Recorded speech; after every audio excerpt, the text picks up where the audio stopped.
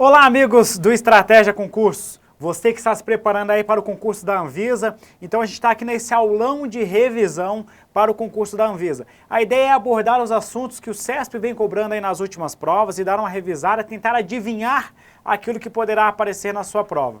Então eu trouxe aqui alguns temas, os principais temas que o CESP cobra e tentando ser de forma bem objetiva, trabalhando algumas questões todas de 2016, para que você possa ir para a prova com esse conteúdo de forma fresca, lembrar na hora de resolver a questão sobre o assunto que você acabou de ver aí na véspera da prova. Então meu nome é Herbert Almeida, sou professor de Direito Administrativo e hoje nós vamos trabalhar os principais pontos aí para o concurso da Anvisa. De olho na tela.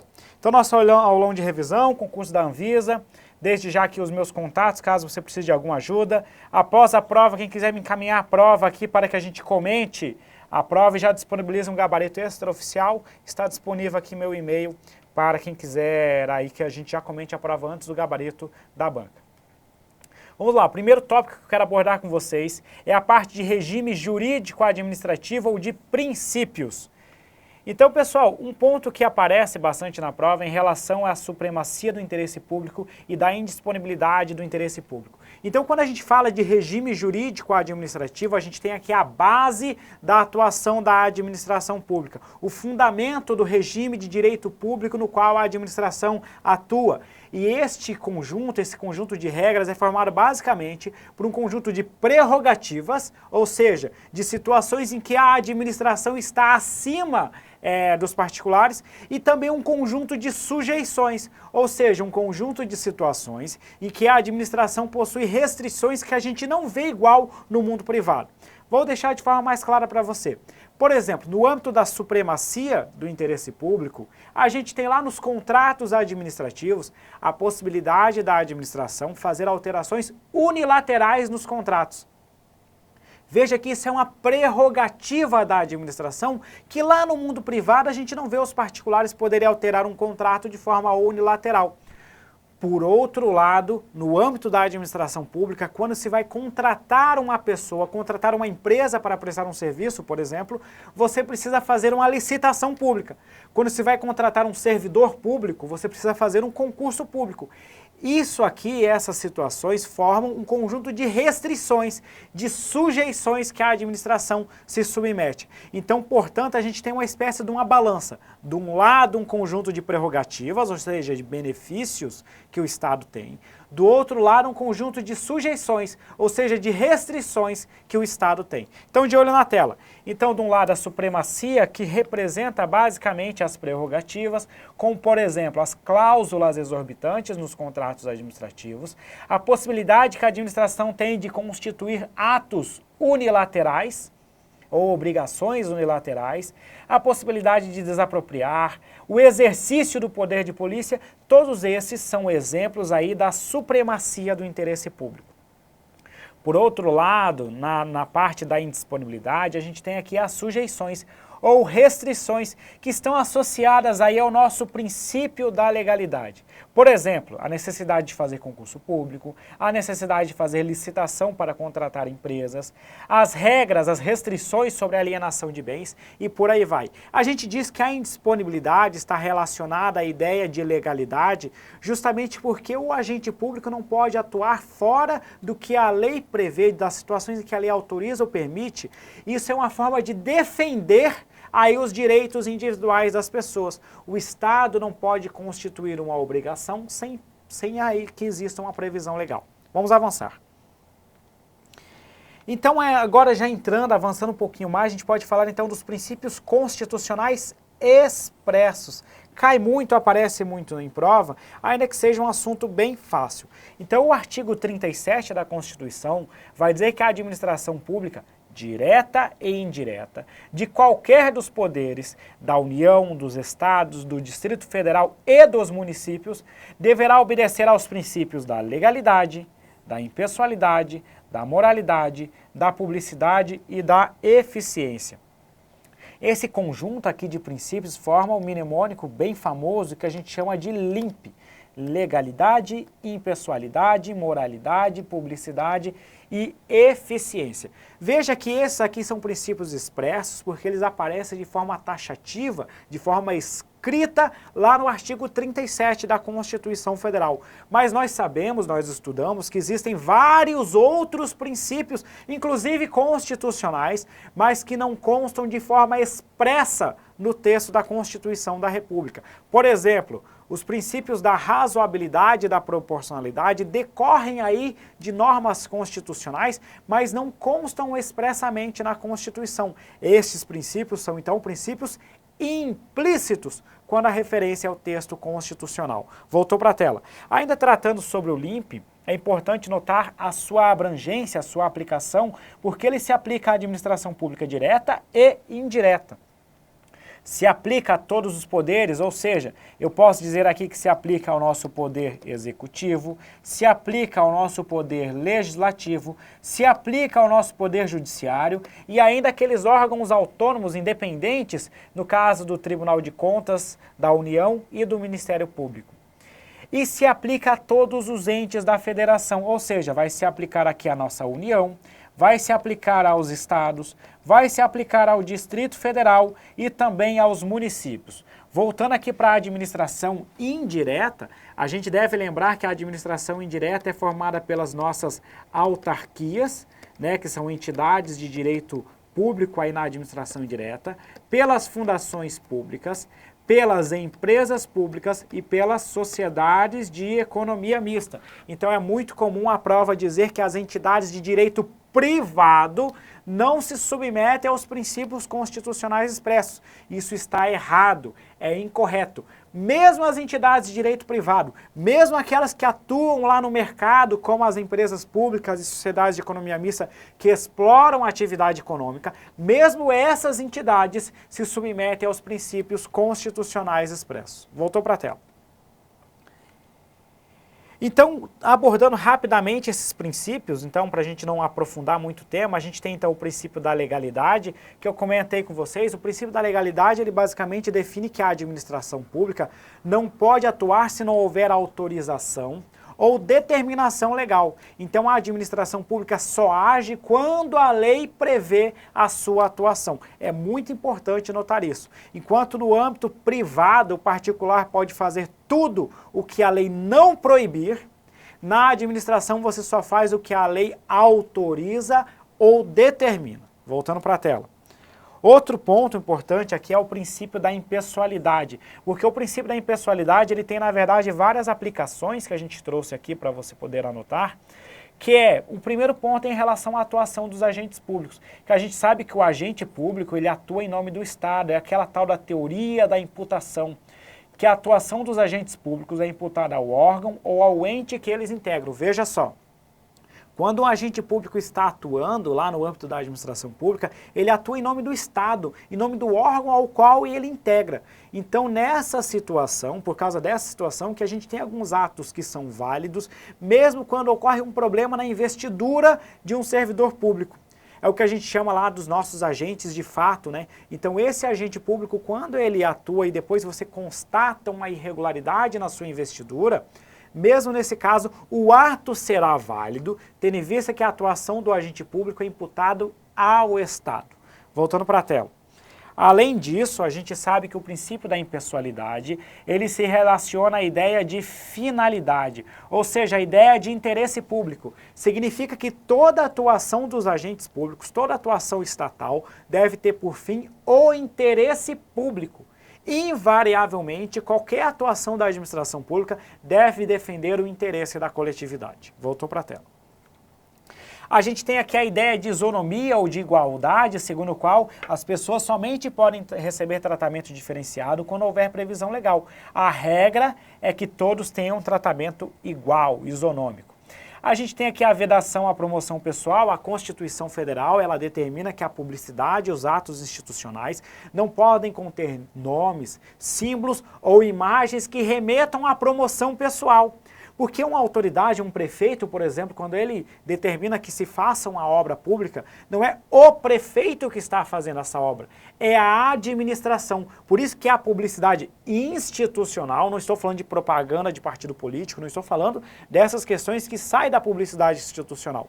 No âmbito da publicidade institucional, por exemplo, aquela placa divulgando ali a realização da obra, ela deve remeter à gestão, à administração, e não ao nome do prefeito. O prefeito não pode ser custeado por recurso da prefeitura e chegar lá e dizer, olha só, eu fiz essa obra. Não, não pode isso. Não pode remeter a imagens, a pessoas, a símbolos que promovam aí a pessoas ou partidos políticos.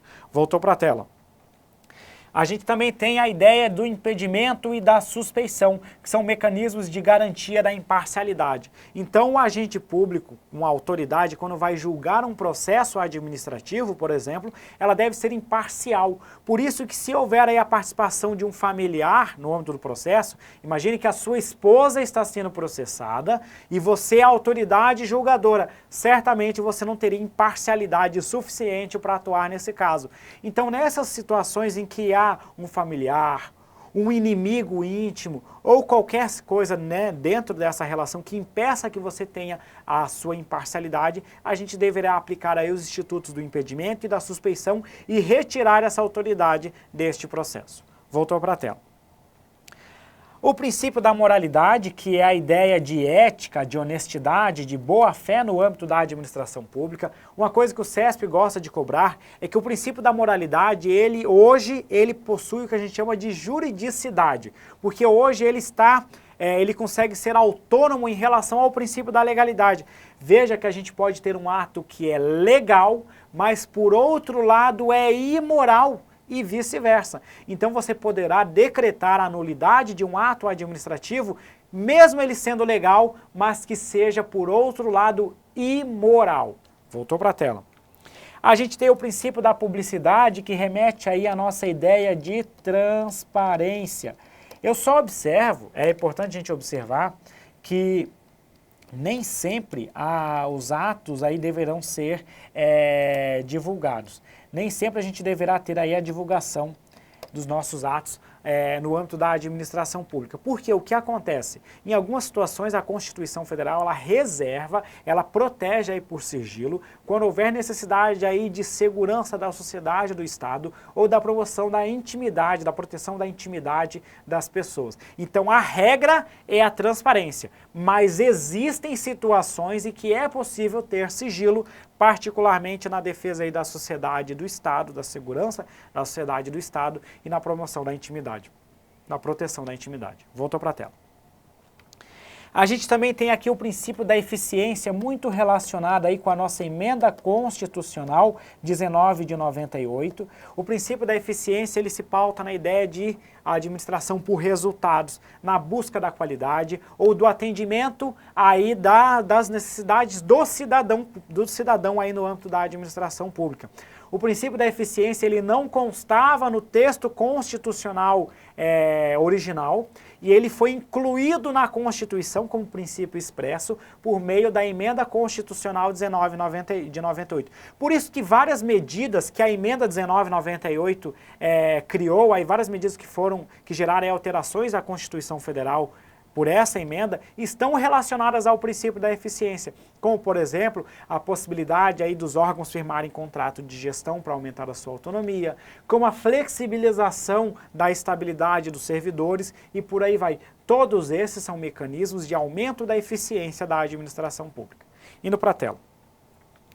Então a gente pode entrar aqui numa primeira questão, uma questão de 2016, apesar de ser uma questão de múltipla escolha, pode nos ajudar bastante. A gente deve marcar a opção correta a respeito dos princípios da administração pública. Então, letra A administração deve, em caso de incompatibilidade, dar preferência à aplicação do princípio da supremacia do interesse público em detrimento do princípio da legalidade. A gente viu que o princípio da supremacia é uma das bases do regime jurídico administrativo. A gente tem o princípio da supremacia de um lado, o princípio da indisponibilidade relacionado à ideia de legalidade do outro.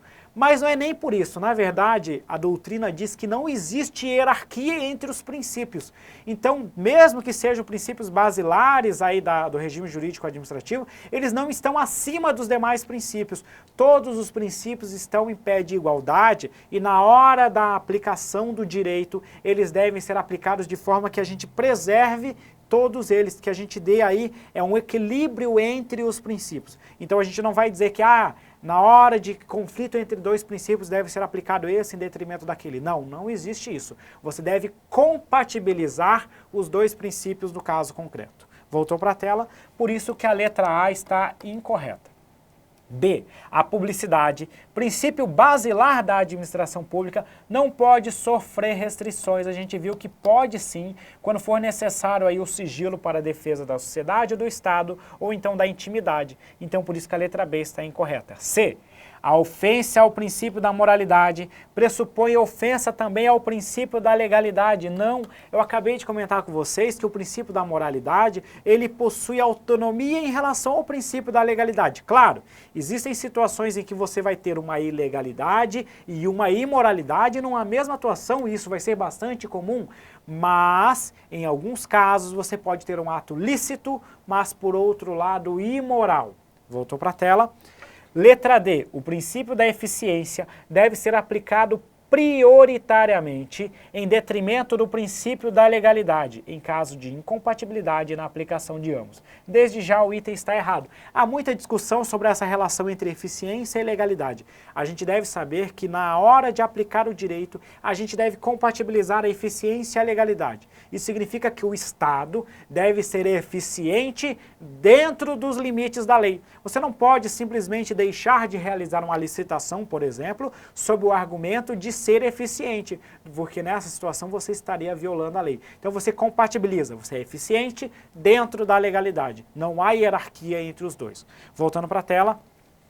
Por fim, a letra E diz que os institutos do impedimento e da suspeição no âmbito do direito administrativo são importantes corolários do princípio da impessoalidade perfeito. A gente viu que a ideia de impedimento e de suspeição é permitir que as pessoas que irão julgar processos administrativos sejam imparciais nas suas decisões. Então, por isso, o gabarito é a letra E.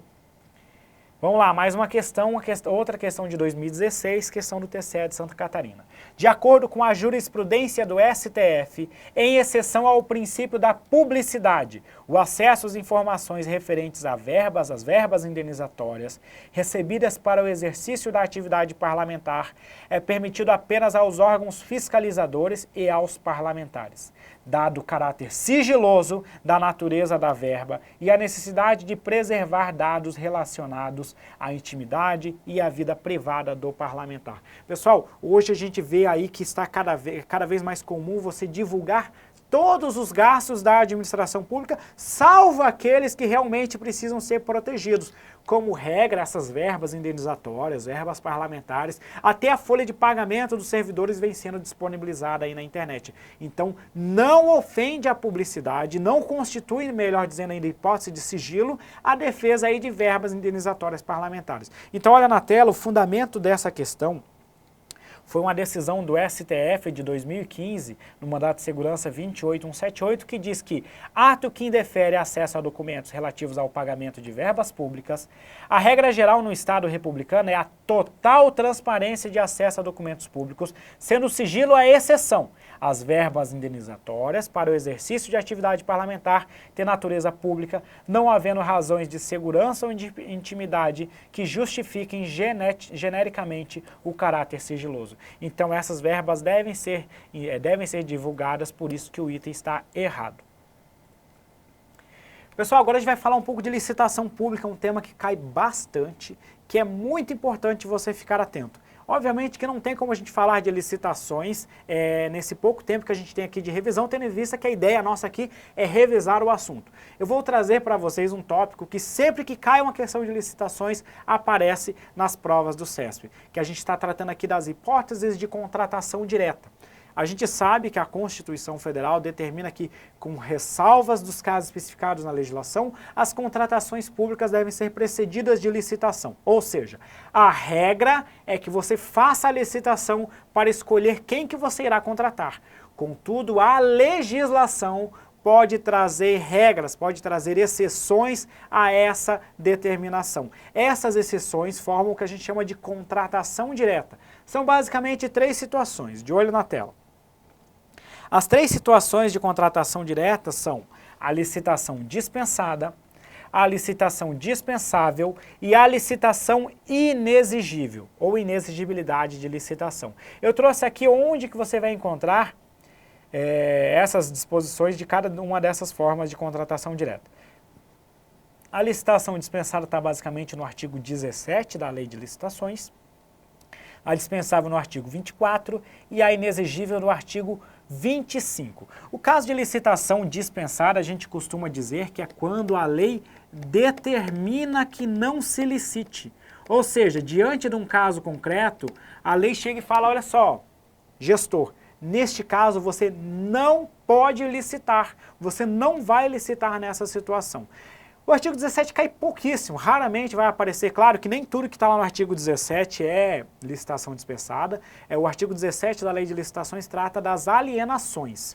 E dentro dessas alienações a gente vai ter algumas hipóteses de licitação dispensada. Por isso que olha na tela, todos os casos de licitação dispensada são situações de alienação de bens.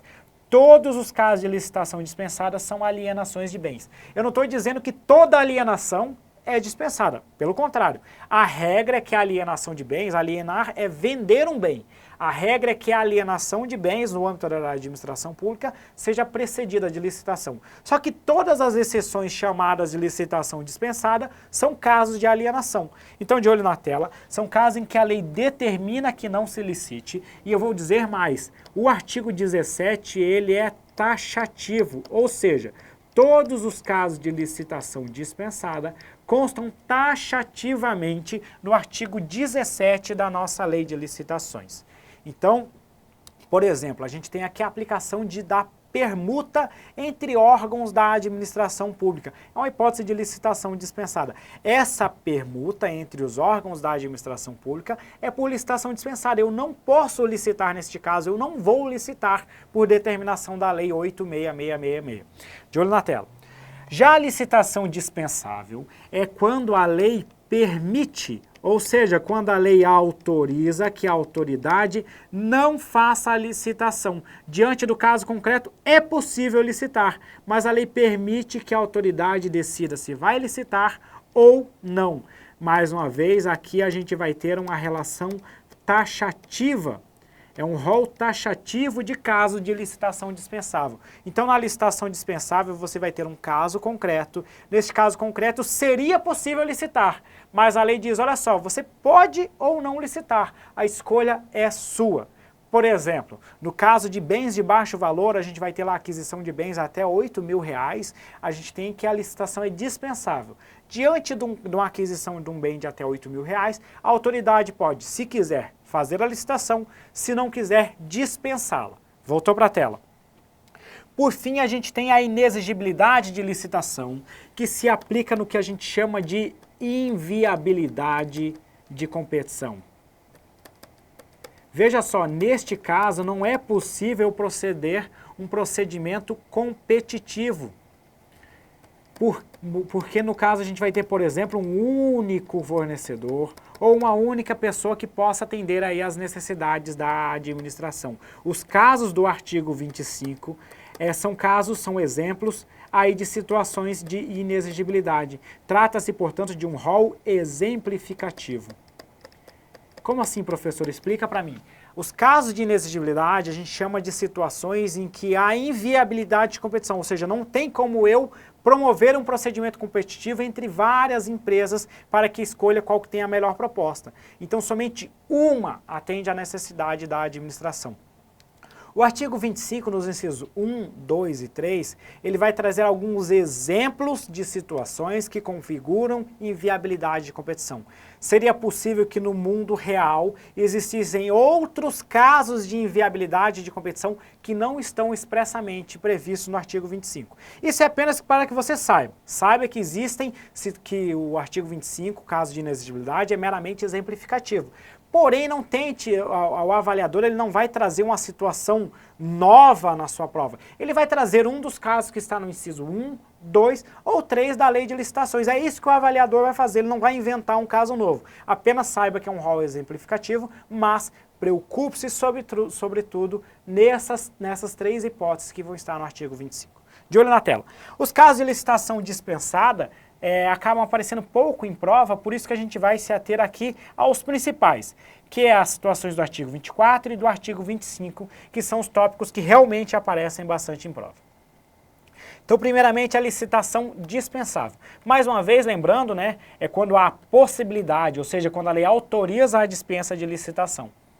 O rol é taxativo e está no artigo 24. E agora o que eu vou fazer? Eu vou trazer algumas situações, alguns dos incisos do artigo 24, para aqueles que mais aparecem em prova. Claro que você já deve ter feito uma leitura lá do artigo 24 da Lei 8666. Se não fez, faça ainda hoje, porque isso pode aparecer na sua prova amanhã. Então o artigo 24 tem vários incisos, a gente só vai abordar aqui os principais. De olho na tela.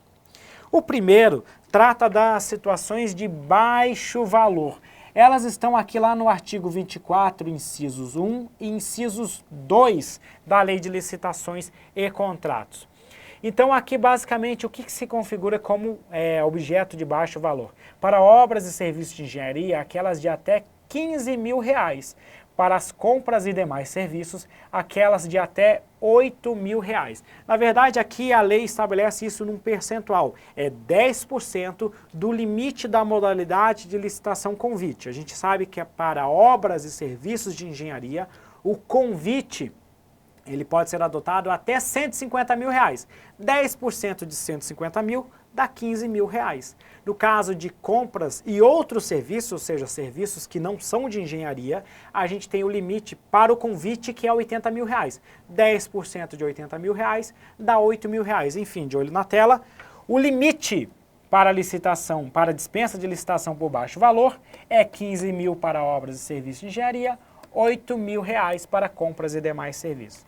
Observa que esse limite será o dobro, ou seja, será 30 mil e 16 mil, quando se tratar de consórcios públicos, empresas estatais, empresas públicas e sociedades de economia mista, e as nossas agências executivas. Eu não vou entrar aqui nos detalhes que a recente Lei 13.303, ela trouxe um regime específico para as empresas públicas e sociedades de economia mista, e lá existem valores próprios aí de dispensa de licitação por baixo valor. Não vou entrar porque isso certamente não deve aparecer aí no concurso da Anvisa. Basicamente é o que a gente tem aqui na Lei 8666, que é o que pode aparecer. Novamente na tela, consórcio é o dobro do valor, empresas estatais é o dobro de valor, agências executivas, que são as autarquias e as fundações públicas qualificadas como agências executivas, também se aplica o dobro do valor.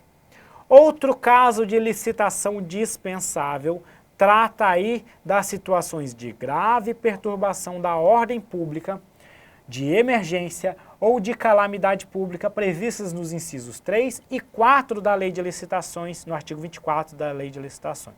O 3 fala nos casos de guerra ou grave perturbação da ordem. O inciso 4, nos casos de emergência ou de calamidade pública, quando for caracterizada a urgência de atendimento de situação que possa ocasionar prejuízo ou ainda comprometer a segurança de pessoas, de obras, de serviços, de equipamentos ou de outros bens, sejam eles públicos ou ainda particulares, e somente para aqueles bens necessários ao atendimento da situação emergencial calamitosa, e para as parcelas de obras e serviços que possam ser concluídos no prazo de 180 dias consecutivos e ininterruptos, contados aí da situação emergencial ou calamitosa, sendo vedada a prorrogação dos respectivos contratos. Resume para mim, o artigo 24.4 trata de situações de calamidade pública ou de emergência em que você tem aí um risco aí para a sociedade e você precisa fazer uma licitação para intervir naquela situação emergencial e você terá o prazo de 180 dias contados aí do início da emergência para encerrar este contrato, ou seja, para resolver o problema no prazo de 180 dias, vedada aí a prorrogação dos contratos. Voltou para a tela. Outro caso que a gente tem de licitação dispensável trata da nossa licitação deserta. A licitação deserta é aquela que não tem interessados. Artigo 24.5 que vai dizer que será dispensável a licitação quando não acudirem interessados à licitação anterior e esta, de forma justificada, não puder ser repetida sem prejuízo para a administração, mantidos, nesse caso, as condições pré-estabelecidas. Imagine que a administração fez uma licitação para a contratação de internet móvel, para aqueles modems de internet móvel, só que não apareceu nenhuma empresa para oferecer aí o seu lance. Veja só, nenhuma empresa apareceu. E a administração não tem tempo para fazer uma nova licitação sob pena de gerar um prejuízo aí para a atividade administrativa. Neste caso, de forma justificada, poderá ser dispensada a licitação, desde que você mantenha as mesmas condições que estavam previstas lá na licitação que você realizaria. Beleza? Isso a gente chama de licitação deserta, porque ela desertou, não apareceu ninguém, virou um deserto aqui na frente da comissão de licitação e não teve ninguém para oferecer o seu lance. Não confunda a licitação deserta com licitação fracassada. A licitação fracassada é aquela que teve interessados. Apareceu lá o pessoal para apresentar os seus lances. Contudo, todas essas pessoas foram ou desabilitadas ou as propostas delas foram desclassificadas. Aí no final da licitação não sobrou ninguém para ser o vencedor. Neste caso, licitação fracassada, a administração pública poderá conceder um prazo para que os licitantes corrijam as suas propostas ou corrijam a sua habilitação. Veja que a situação é diferente. Licitação deserta enseja a dispensa de licitação. Licitação fracassada permite que se conceda um novo prazo para que os licitantes corrijam os motivos que levaram à sua desclassificação. Voltou para a tela. Outro ponto, quando a União, veja só, é a União, não é Estado, não é município, quando a União tiver que intervir no domínio econômico com fins de regular os preços ou normalizar o abastecimento. Imagina aí a falta de um medicamento, a falta de um combustível, coisa do tipo, e a União precisa adquirir esses bens para corrigir, para normalizar o abastecimento aí no âmbito da administração. Voltou para a tela. A gente tem também quando a licitação gerar aí ao final um valor acima do praticado no mercado ou ainda daquele preço fixado nos órgãos oficiais. Imagine, por exemplo, que a licitação terminou e o preço é manifestamente superior ao preço praticado em mercado. Nesse caso, não justifica você fazer uma contratação se você vai pagar mais caro do que seria o preço de mercado. Neste caso, é possível dispensar a licitação desde que a contratação ocorra dentro dos preços de mercado ou dos preços fixados pelos órgãos oficiais. Voltando para a tela. Quando houver comprometimento da segurança nacional, também é possível dispensar a licitação para compra ou locação de imóvel que seja destinado ao atendimento das finalidades precípuas da administração, cujas necessidades de instalação e localização condicionem a escolha deste imóvel. Por exemplo, você precisa montar um posto de saúde, um postinho de saúde, e existe um local lá no bairro que é o adequado para este posto de saúde. Veja que aqui é a necessidade precípua da administração, que é prestar o serviço de saúde à população, e o local condicionou a sua escolha, por isso que a licitação é dispensável nesse caso. Novamente, quando for a contratação de remanescente de obra, serviço ou fornecimento decorrente de rescisão contratual. Imagine que você contratou o primeiro colocado, no meio da execução da obra, uma obra, por exemplo, e essa empresa cometeu várias irregularidades e a administração decidiu rescindir o contrato. A obra está pela metade. Neste caso, é possível dispensar a licitação, chamando lá o segundo colocado da licitação para terminar a obra, nas mesmas condições da proposta do primeiro colocado. Então você vai chamar, na verdade, o segundo colocado da licitação para terminar a obra nas condições do primeiro colocado. Se o segundo não aceitar, você vai chamar o terceiro, o quarto e assim sucessivamente. Ou seja, é primordial que você respeite a ordem de classificação da licitação anterior. Voltou para a tela. A gente tem também a contratação de energia elétrica, o gás natural, com concessionário ou permissionário autorizado de serviço público. É a contratação aí de energia e de gás com essas empresas que prestam serviço aí lá nos municípios, por exemplo. Para contratar as organizações sociais, a gente sabe que existem as organizações que atuam em colaboração com o Estado, são as chamadas entidades paraestatais, uma delas é as organizações sociais, e aqui o objetivo é contratar a organização social para realizar alguma coisa no âmbito do respectivo contrato de gestão, novamente. Agora a gente entra então nos casos de inexigibilidade de licitação lá no artigo 25 da nossa Lei 8.666. Então a gente sabe que aqui há inviabilidade de competição e que o artigo 25 traz um rol exemplificativo. Ele vai trazer 3 casos. O primeiro caso é quando eu for contratar um produtor, uma empresa ou um representante comercial exclusivo, sendo vedada a preferência de marca. Então aqui só existe uma pessoa que atende, o único fornecedor para aquele objeto que eu vou contratar. Imagine uma prefeitura municipal vai contratar um posto de combustível e não existe nenhum outro posto de combustível no município do interior, não existe nenhum outro posto de combustível num raio de 500 quilômetros. Obviamente que apenas um posto atende às necessidades da administração, porque todos os demais estão num raio muito longe, você não tem como deslocar 500 quilômetros, abastecer e voltar. Você mal chegou na prefeitura, teria que retornar para abastecer novamente. Então, neste caso, um único licitante, ou na verdade, um único fornecedor atenderia às necessidades da administração. Novamente na tela.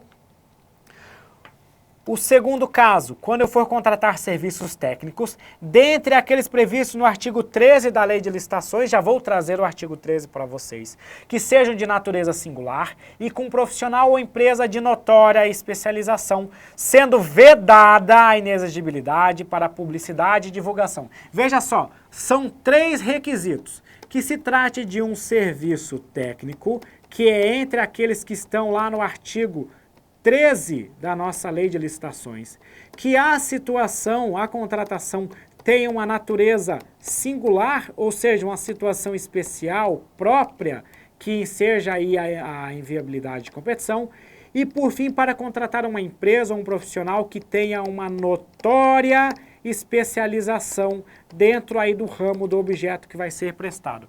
Preencheu esses 3 requisitos e seja aí a inexigibilidade de licitação. Eu lembro para vocês que os serviços técnicos que estão lá no artigo 13, eles podem ser licitados. Só que se eles só forem serviços técnicos, não forem de natureza singular, com profissional de notória especialização, eles podem ser licitados. Agora, se eu preencher os 3 requisitos, a competição é inviável e, neste caso, eu tenho a inexigibilidade. Novamente na tela. Terceiro caso, para a contratação de profissional de qualquer setor artístico, diretamente ou por meio do empresário exclusivo, desde que ele seja consagrado pela opinião pública ou pela crítica especializada. É o caso de você contratar a Ivete Sangalo para um show musical. Só existe uma Ivete Sangalo. Se você for contratar ela diretamente, chega lá com ela e firmar o contrato, ou com o empresário exclusivo dela, você terá aí um caso de inexigibilidade de licitação. Novamente na tela. Enfim, a inexigibilidade ocorre quando se tratar de empresa, produtor ou representante comercial exclusivo, sendo que é vedada a preferência de marca, para a contratação de serviços técnicos de natureza singular, com profissional ou empresa de notória especialização, sendo que é vedada a inexigibilidade para publicidade e divulgação, e por fim para profissional de qualquer setor artístico, desde que seja consagrado pela opinião pública ou crítica especializada. Só para não passar em branco, os casos do artigo 13, que são os serviços técnicos profissionais especializados, são estudos técnicos, planejamentos e projetos básicos ou executivos, pareceres, perícias e avaliações em geral, assessorias ou consultorias técnicas, auditorias financeiras ou tributárias, fiscalização, supervisão e gerenciamento de obras ou serviços, patrocínio ou defesa de causas judiciais ou administrativas, treinamento e aperfeiçoamento de pessoal e restauração de obras e bens de valor histórico, histórico. Beleza? Esses são os casos, então, de contratação direta, dispensa e inexigibilidade. Vamos ver como pode aparecer na prova. Questão 3. A fim de comemorar o aniversário de um órgão público, a direção desse órgão celebrou um contrato administrativo no valor de R$18 mil com um músico consagrado pela opinião pública. A partir da situação, vamos julgar o item com base na nossa lei de licitações. Na referida contratação, o processo licitatório será inexigível por causa do valor do contrato. Veja só, o contrato aqui tem um valor de R$18 mil. Pessoal, não existe inexigibilidade por baixo valor. A dispensa de licitação é que ocorre por baixo valor. Ainda assim, os limites de dispensa de licitação são em regra de R$15 mil para obras e serviços de engenharia e de R$8 mil para compras e demais serviços. Neste caso, a licitação é inexigível, porque se trata de uma pessoa consagrada pela opinião pública, porém não é por causa do baixo valor, e sim porque se trata de um profissional de qualquer setor artístico consagrado pela opinião pública, situação em que a competição é inviável. Então, de olho na tela, se parasse por aqui, ó, se parasse por aqui, o item estaria correto. Agora, quando ele diz que é por causa do valor, ele se torna errado. O item está incorreto, portanto. Avançando. 4. Determinado município pretende contratar empresa para a prestação de serviço de conservação e limpeza no prédio da prefeitura. Veja que é uma questão do TCE do Paraná, bem recente aqui neste ano. Nessa hipótese, a licitação. Veja só, a gente vai contratar um serviço de conservação e limpeza de prédio da prefeitura. Vamos lá. Não poderá ser realizada por meio do pregão. Modalidade licitatória restrita ao âmbito da União, dos Estados e do Distrito Federal. Desde já, a gente não abordou o pregão hoje no nosso aulão, mas a gente sabe que o pregão ele se aplica para aí a contratação de objetos, né, de aquisição de bens e serviços de natureza comum, que são aqueles que podem ser definidos de forma objetiva pelo edital da licitação por meio de termos, expressões usuais de mercado. Esse serviço de conservação e limpeza, na maior parte dos casos, seria enquadrado num serviço comum, então poderia ser contratado sim com pregão. E além disso, a gente sabe que o pregão ele se aplica a todos os entes da federação, ou seja, se aplica à União, aos estados, ao Distrito Federal e aos municípios. Então, de olho na tela, aqui a gente também teria a aplicação dos municípios, por isso que a A está errada. B. Deverá ser realizada na modalidade convite, independentemente do valor estimado da contratação. Se trata de um serviço que não é um serviço, em tese, aqui de conservação e limpeza, não é um serviço de engenharia. Então, para esse tipo de serviço, para a modalidade convite, a gente sabe que se aplica o valor de R$80 mil. E depende sim do valor para eu saber se poderia ser adotado o convite ou não. B, errada. Será desnecessária por se tratar de serviço comum, que pode ser contratado de forma direta pela administração. Pessoal, o serviço comum não é uma hipótese de dispensa de licitação, não está lá no artigo 24. Pelo contrário, os serviços comuns eles podem ser licitados, inclusive pelo pregão, que é uma modalidade de licitação. Então, voltando para a tela, não se trata aqui de serviço, não se trata de situação de contratação direta, por isso que a C está errada. D. Poderá ser dispensada no caso de ter ocorrido frustração de procedimento licitatório anterior para o mesmo fim pela falta de interessados e se for verificada de forma justificada que a repetição do procedimento redundará em prejuízo para a administração pública. É o que está lá no artigo 24.5 da Lei de Licitações, que diz que quando não acudir interessados à licitação anterior, esta justificadamente não puder ser repetida sem prejuízo para a administração, mantidas neste caso todas as condições pré-estabelecidas, é um caso de licitação dispensável. Portanto, o item aqui está correto, o gabarito é a nossa letra D. Por fim, só analisando a letra E, diz que vai ser inexigível caso o valor da contratação não exceda o percentual de 10% sobre a importância limitadora da modalidade convite. Aqui seria dispensável, lembrando, não existe inexigibilidade de baixo valor, mas sim dispensa de licitação. Novamente na tela.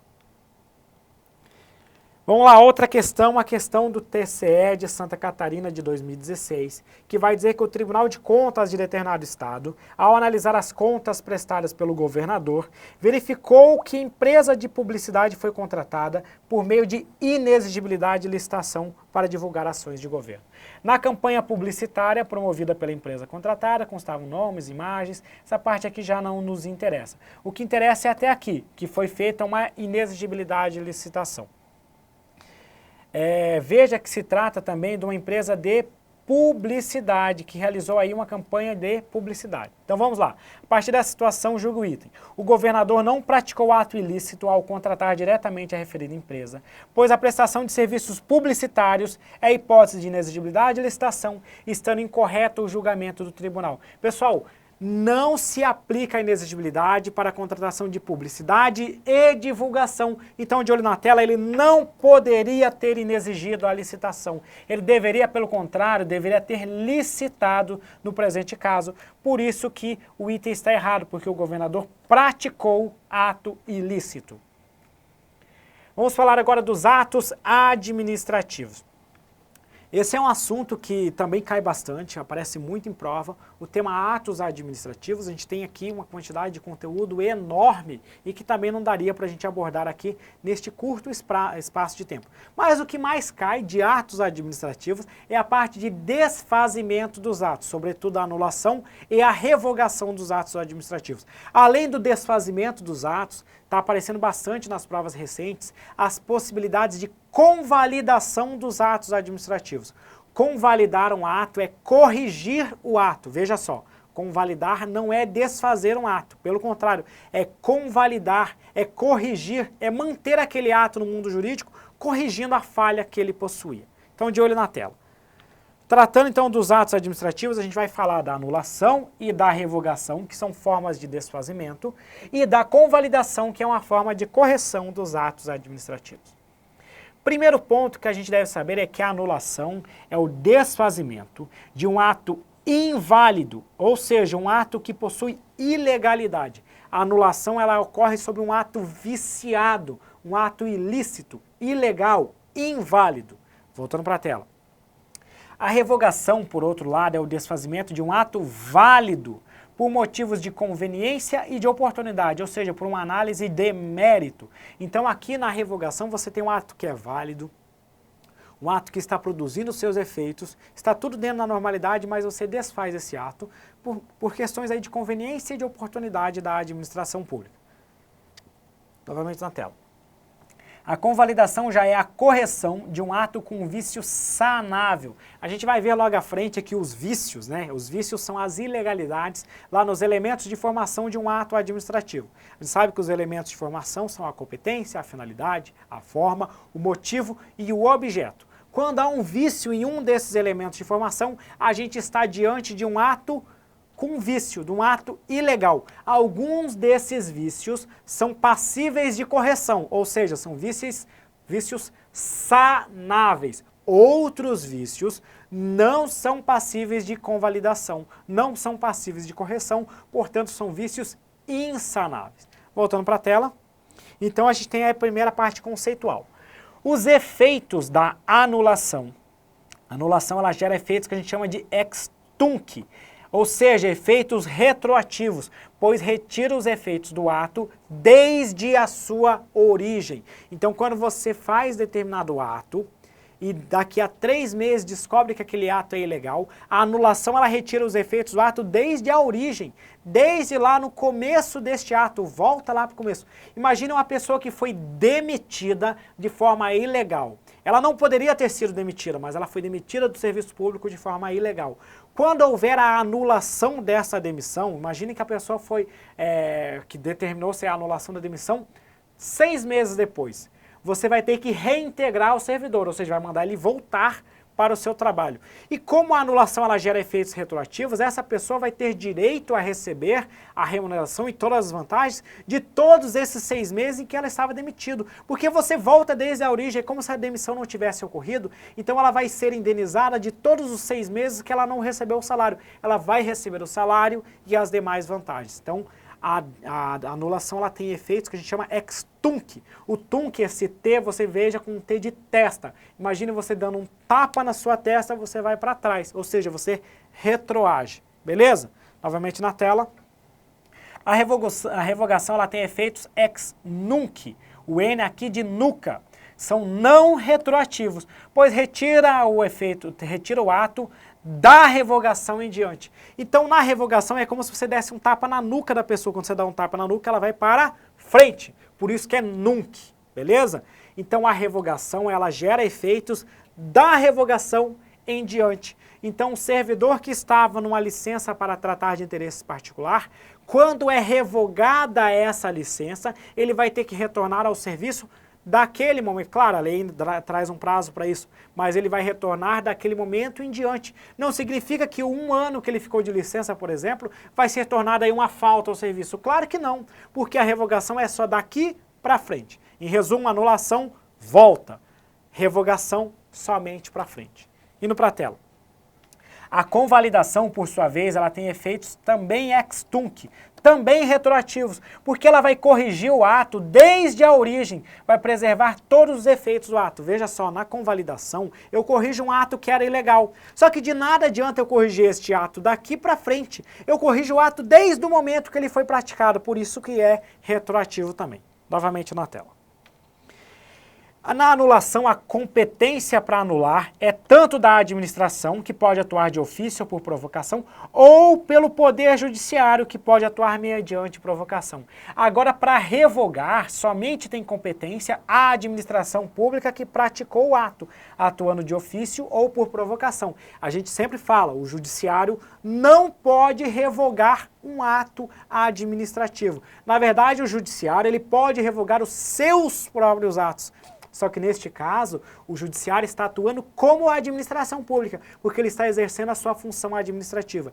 Agora, o judiciário, como poder judiciário, exercendo a sua competência jurisdicional, não pode revogar atos da administração. Novamente na tela. Por fim, a convalidação somente pode ser realizada pela administração. Lembrando que a anulação ela vai incidir sobre atos vinculados e sobre atos discricionários, só que não atua sobre o mérito. Eu quero dizer para vocês, uma pegadinha que o CESP sempre faz, de dizer que os atos, no ato discricionário, a gente tem uma parcela deste ato que compõe o mérito do ato, que é aquela onde ocorre o juízo de conveniência e oportunidade do agente público. O judiciário ele não pode invadir este mérito do ato administrativo, mas ele pode decretar a nulidade num ato discricionário por motivos de legalidade ou de razoabilidade e proporcionalidade. Imagine que um ato administrativo discricionário excedeu o limite de discricionariedade. Neste caso, o judiciário pode sim decretar a nulidade deste ato. Novamente na tela. A revogação ela só incide sobre atos discricionários como regra. O CESP já abordou uma exceção, que se trata da revogação de licença para construir. A licença, como a gente sabe, a licença é um ato administrativo vinculado. Todos os atos vinculados, como regra, eles não são passíveis de revogação, exceto a licença para construir, desde que a obra ainda não tenha sido iniciada. Veja que essa é uma exceção. A licença para construir, desde que a obra não tenha sido iniciada, é um exemplo de ato vinculado que pode ser revogado. Voltou para a tela. Por fim, a convalidação pode incidir tanto sobre atos vinculados como discricionários. A anulação, a gente sabe que existe aqui o vício que a gente chama de insanável. Quando o vício é insanável, a anulação será vinculada. O vício insanável é aquele que não é passivo de convalidação. Então, por isso que diante deste vício, a administração deve proceder à anulação. Voltando para a tela. Agora, se o vício for sanável, será passível de convalidação. E a doutrina majoritária diz ainda que a convalidação, neste caso, será discricionária. Ou seja, anular é vinculado quando o vício é insanável. Anular é discricionário quando o vício é sanável, porque neste caso há a opção de convalidar. Novamente na tela. A revogação, por fim, é um ato discricionário e a convalidação também é um ato sempre discricionário. Pessoal, outro tópico que está aparecendo, limitações ao poder de revogar. Quero dizer o seguinte, a revogação ela é uma medida discricionária da administração pública, mas não pode ser adotado sempre. Existem limitações, existem casos em que não é possível revogar um ato administrativo. Olha na tela. Não é possível revogar um ato consumado, ou seja, aquele que já exauriu o seu efeito, por exemplo, uma licença para interesse particular de 1 ano, passado este 1 ano, não há mais como revogar essa licença. Atos vinculados, exceto a licença para construir, que a gente já comentou, desde que a obra não tenha começado. Então, atos vinculados não são passíveis de revogação. Atos que geraram direito adquirido, a própria Constituição Federal ressalva esses atos. Atos que integram um procedimento após a prática do ato seguinte, é o que a gente chama de preclusão administrativa. Um tema que apareceu recentemente em questões do CESP por exemplo, a revogação da licitação depois que foi assinado o contrato administrativo. Veja, eu já assinei o contrato, eu já precluí o direito da administração de revogar a licitação. Agora eu somente poderei anular se houver alguma ilegalidade. Mas uma vez que eu pratiquei, eu tenho aqui um conjunto de atos. Eu pratiquei o ato 1, depois eu pratiquei o ato 2. Quando eu pratico o ato 2, eu não posso mais revogar o ato 1, somente o 2, porque aqui a gente tem a preclusão dentro deste processo. Voltando para a tela.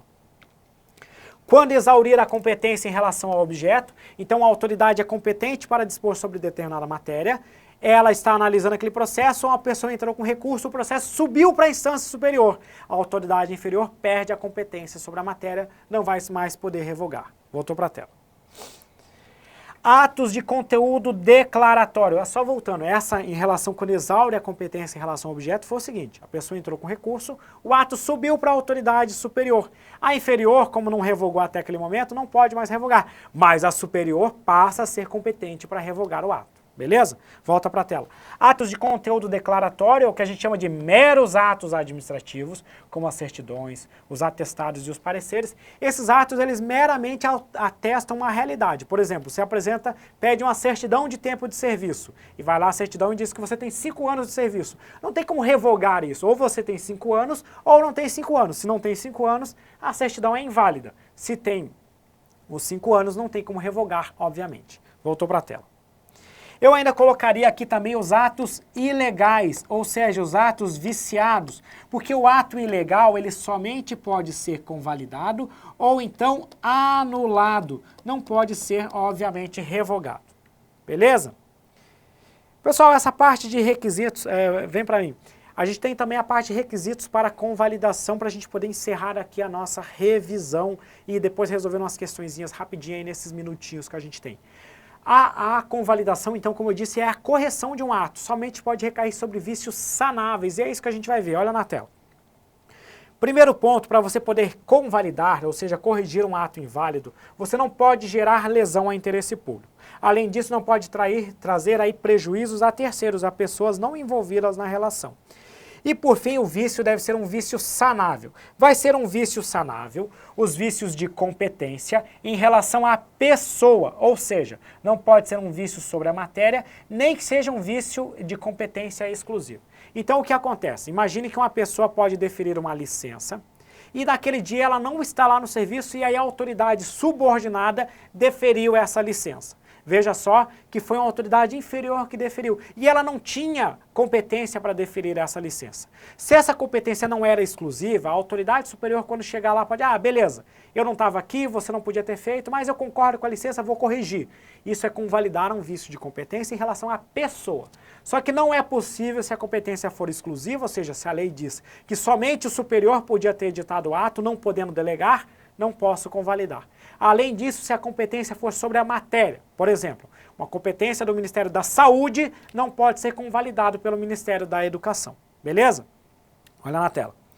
Outro vício que é sanável é o vício de forma, desde que não se trate de uma forma essencial, ou seja, quando a lei diz que deve ser adotada determinada forma específica. Se a lei não traz nada, é possível a convalidação. Lembrando que os atos possuem os elementos finalidade, competência, finalidade, forma, motivo e objeto.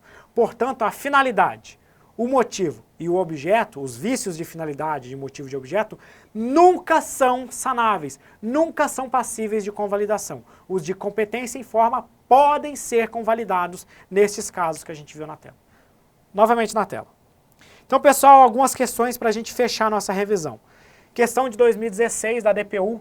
Caso seja necessário, a administração poderá revogar ato administrativo válido e legítimo. Veja só, a revogação, ela ocorre sobre atos válidos, sobre atos legítimos. Então, se for necessário e preenchidos os requisitos legais, eu posso sim revogar este ato, por isso que o item 6 está correto.